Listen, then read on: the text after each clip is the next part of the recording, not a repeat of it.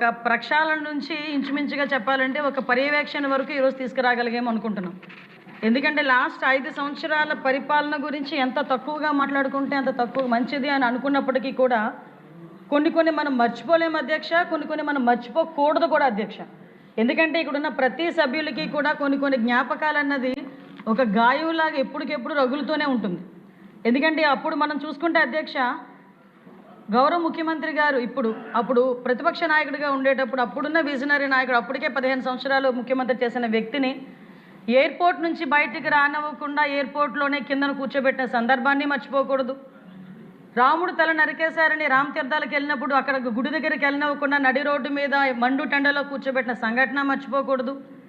అదేవిధంగా అధ్యక్ష, ఆ రోజు గౌరవ ముఖ్యమంత్రి గారు ఇంటి గేటుకి తాళ్ళేసి కట్టి పోలీసులు పహారా కాసిన ఆ సంఘటన కూడా మర్చిపోకూడదు. అదేవిధంగా అధ్యక్ష, తిరుపతి ఎయిర్పోర్ట్లో కూడా బయటకు రానివ్వకుండా కిందను కూర్చోబెట్టిన సందర్భాన్ని మర్చిపోకూడదు.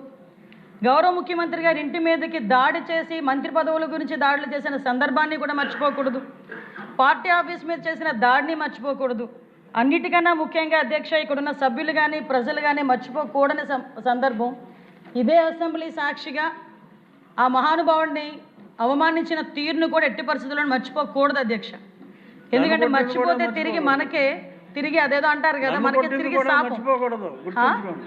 నన్ను కొట్టింది కూడా అదే చెప్తున్నాను అధ్యక్ష, అక్కడికే వస్తున్నాను అధ్యక్ష. కాకపోతే మీరు కొంచెం తొందరపడ్డారంతే. ఎందుకంటే ఇది ముఖ్యమంత్రి గారికే కాదు అధ్యక్ష, పవన్ కళ్యాణ్ గారికి కూడా, మన డిప్యూటీ సీఎం గారిని కూడా నడి రోడ్డు మీద కూర్చోబెట్టడమే కాదు, కార్లు దించారు, హోటల్లో బందీ చేశారు, 3 రోజులు 4 రోజులు ముళ్ళ కంచెలు అడ్డుగా పెట్టారు, నడుచుకుంటూ వెళ్తే పరిగెట్టించారు. గౌరవ మన మంత్రి గారు లోకేష్ బాబు గారిని అయితే యువగలం పాదయాత్ర చేస్తుంటే చేతిలోంచి మైకులు లాక్కున్నారు, ఎక్కిన స్టూల్ లాక్కున్నారు, కనీసం అక్కడ స్టేజ్ వేసుకుంటానంటే స్టేజ్కి పర్మిషన్ ఇవ్వలేదు. ఆఖరికి అతని మీద దాడి చేయడానికి కూడా దుండగులను కూడా ప్రేరేపించిన పరిస్థితులు. ఇవన్నీ కాకుండా అధ్యక్ష, ప్రజావేదికను కూల్చిన తర్వాత అధ్యక్ష, వాళ్ళ సైకిక్ మెంటాలిటీ చెప్తున్నా, ప్రజావేదిక కూల్చిన తర్వాత వేస్ట్ని కూడా 5 సంవత్సరాలు కూడా తీయకుండా అలాగే ఉంచి ఆవే నుంచే సీఎం గారు వెళ్తారు, చంద్రబాబు నాయుడు గారికి వెళ్తారు కాబట్టి చూడాలి అని ఒక సైకిక్ నేచర్కి పరాకాష్ఠగా అక్కడ చేసిన సందర్భాన్ని కూడా మర్చిపోకూడదు అధ్యక్ష. ఇంకా మన నాయకుల మీద అయితే మీ మీద జరిగిన దాడి అయినా చెప్పాలి, నేను మీ మీద జరిగిన దాడి కానీ, ఎంతోమందిని అక్రమంగా పంపించిన అరెస్టులు చేసిన విధానాన్ని కానీ, ఇంకా సామాన్య ప్రజలకు వస్తే అధ్యక్ష, మాస్క్ అడిగిన పాపానికి సుధాకర్ గారికి పిచ్చోడిని చేసి ఆయన చనిపోయేటట్టు చేసిన విధానాన్ని, తన అక్కని రక్షించుకునే క్రమంలో మా అక్కని ఎందుకు ఎలా అంటున్నారని అడిగినందుకు అమర్నాథ్ గౌడ్ అనే చిన్న పిల్లోడిని పెట్రోల్ వేసి తగలబెట్టే సందర్భాన్ని కానీ, అదేవిధంగా అధ్యక్ష, ఒక మదనపల్లిలో ఒక అమ్మాయి తన పిల్లల కన్నా బాగా చదువుతుంది, ఫస్ట్ ర్యాంక్ వస్తుందేమోనని చెప్పి ఆ అమ్మాయిని ఆత్మహత్య చేసుకునేటట్టు ప్రేరేపించిన ఒక వైఎస్ఆర్సీపీ నాయకుల తాలూకు ఉదంతాన్ని నేను ఎందుకు చెప్తున్నానంటే అధ్యక్ష, ఇలాంటి పరిస్థితుల నుంచి ఈరోజు ప్రత్యేకంగా ఈ 20 నెలల కాలంలో మేము ఇది చేసామని చెప్పుకోవడానికి ఒక గర్వంగా ఆ సభలో మేము నుంచిన పరిస్థితి వచ్చింది అధ్యక్ష. లాస్ట్ పరిస్థితి ఏంటంటే యాక్చువల్గా పోలీసుల పరిస్థితి ఎలా అయిపోయిందంటే అధ్యక్ష, ఎందుకంటే ఇంకో 4 మంత్రులు కూడా మాట్లాడాలి. నేను ఒకటే చెప్తున్నా అధ్యక్ష, ఒకటేంటంటే ఆ లాస్ట్ 5 సంవత్సరాల్లో కూడా ఒక బ్లాక్ డేస్ కింద మారిపోయే పరిస్థితి.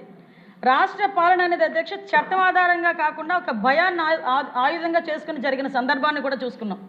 అదేవిధంగా అధ్యక్ష, లా అండ్ ఆర్డర్ అనేది ఒక వ్యవస్థ కాదు, ఒక రాజకీయ అవసరాలకు ఉపయోగపడే పరిస్థితికి దిగజార్చేసిన సందర్భాన్ని కూడా మనం ఈరోజు గుర్తు చేసుకోవాలి అధ్యక్ష.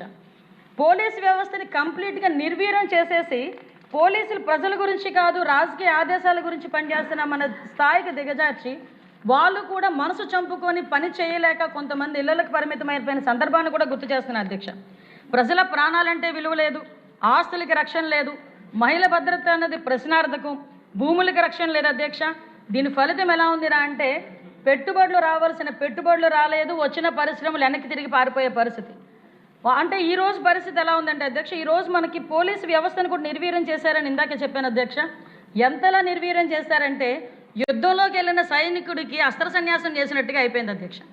అంటే కనీసం వాళ్ళకి ఒక ఇన్వెస్టిగేషన్ చేయడానికి వాళ్ళ దగ్గర ఒక టూల్స్ లేవు, ఒకరి ఫింగర్ ప్రింట్ ఐడెంటిఫికేషన్కి సంబంధించినది వాళ్ళ దగ్గర లేదు, CCTNSని ఎలా మెయింటైన్ చేయాలో తెలియదు, ఫోరెన్సిక్ డిపార్ట్మెంట్లో పనిచేయడానికి సిబ్బంది లేరు, దానికి సంబంధించిన మౌలిక సదుపాయాలు లేవు, యంత్రాలు లేవు, ఒక సైబర్ క్రైమ్ని డీల్ చేయడానికి దానికి సంబంధించిన ఎక్విప్మెంట్ లేదు, ఆఖరికి వాళ్ళకి తిరగడానికి వెహికల్స్ కూడా లేవు అధ్యక్ష.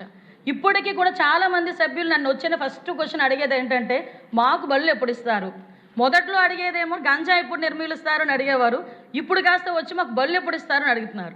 అంటే కనీసం పోలీసులకి వాళ్ళకి కావలసిన కనీస సదుపాయాలని, మౌలిక వసతుల్ని కూడా కల్పించకుండా, వాళ్ళ ఇన్వెస్టిగేషన్కి కూడా వాళ్ళకి సహకరించకుండా, కేవలం పరదాలు కట్టడానికి, అక్రమ అరెస్టులు చేయడానికి, అక్రమ కేసులు పెట్టడానికి, హౌస్ అరెస్టులు చేయడానికి ఉపయోగించుకొని వ్యవస్థని కంప్లీట్గా జీరో చేశారు అధ్యక్ష.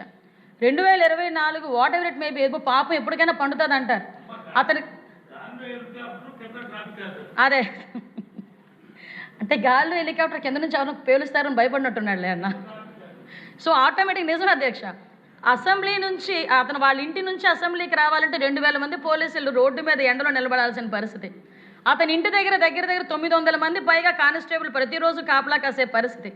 అటువంటి పరిస్థితి నుంచి అధ్యక్ష ప్రజలు నిజంగా విసిగి ఎంత వేసారిపోయారో, ఎన్డీఏ కూటమి పట్ల ఎంత నమ్మకంగా ఉన్నారో 24 ఎన్నికలు చూస్తేనే అర్థమవుతుంది అధ్యక్ష. 24 ఎన్నికలైన అందరం కూడా సంతోషపడ్డాము.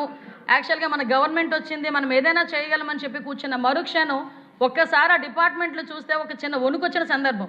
ఎందుకంటే వాళ్ళకి కనీసం ఏమీ లేవు. ఫింగర్ ప్రింట్ ఐడెంటిఫికేషన్ అనేది చాలా మెయిన్, అది అవసరం అధ్యక్ష. ఎందుకంటే ఎవరైనా ఒక అనుమానాస్పదంగా తిరుగుతున్నాడంటే వాడికి ఇంతకు ముందు హిస్టరీ ఏమైనా ఉందో అవన్నీ తెలుసుకునేదానికి అదొక టూల్. రోడ్డు మీద పెట్రోలింగ్ చేసే వ్యక్తి అనుమానాస్పదంగా తిరుగుతున్నాడంటే ఎవరైనా నాయన ఇలా రా ఇక్కడ ఫింగర్ ప్రింట్ పెట్టు అంటే ఇమీడియట్గా అతను దొంగ, లేకపోతే ఇంతకు ముందు కేసుల్లో ఉన్నాడా, లేకపోతే అతను మామూలుగా వచ్చాడా, ఇలాంటి సిస్టమ్ ఉండేది అధ్యక్ష. అలాంటి వాటిని కూడా నిర్వీర్యం చేసేస్తే క్రైమ్ పెరగక ఏమవుతుంది అధ్యక్ష?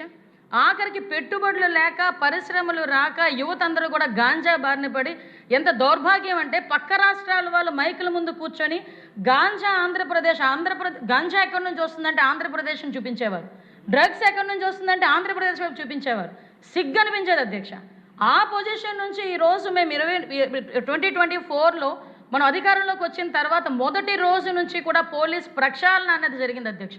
అసలు పోలీసులకి మినిమంగా మనం ఏమి ఇవ్వాలి, పోలీసులకి ఏం కావాలి అని చెప్పి ఆ సీసీటీఎన్ఎస్ మెయింటెనెన్స్కి కానీ, మనకి ఫింగర్ ప్రింట్ ఐడెంటిఫికేషన్కి కానీ, పామ్ ఐడెంటిఫికేషన్స్కి కానీ, ఫోరెన్సిక్స్కి కానీ, వీటన్నిటికీ కూడా పాత బకాయిలన్నీ చెల్లించి తిరిగి వాటిని రీస్టోర్ చేయటం.